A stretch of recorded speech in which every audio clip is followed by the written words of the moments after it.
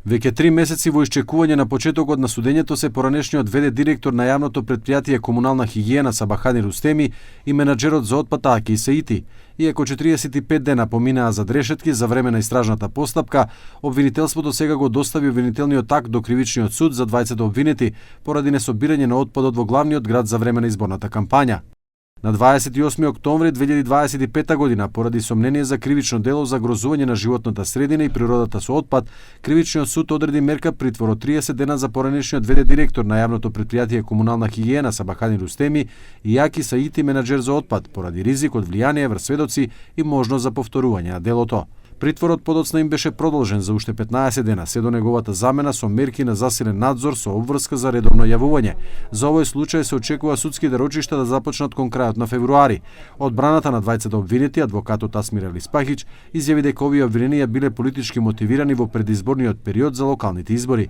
Тој наведува дека имало притисок за забрзување на овој судски предмет. Се надевам дека од страна на одбраната, која што до овој момент нема да може да соопшти своја теорија на случај, се до почетокот на главна расправа, а тоа е заради заштита на професионалниот кредибилитет на одбраната, како и на обвинетите, ќе го соопшти тоа официјално на почетокот на стартот на рочиштето.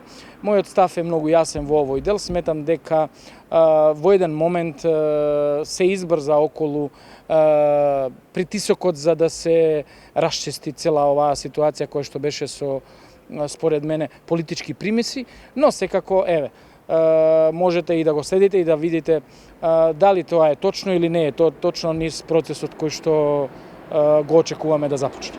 Според обвинението, Сабахани Рустеми и Аки Саити се сомнича дека сториле кривично дело за грозување на животната средина и природата со отпад, бидејќи постапувале спротивно на законот за управување со отпад и основната дејност на претпријатието за редовно собирање и транспорт на комуналниот отпад на територијата на градот Скопје.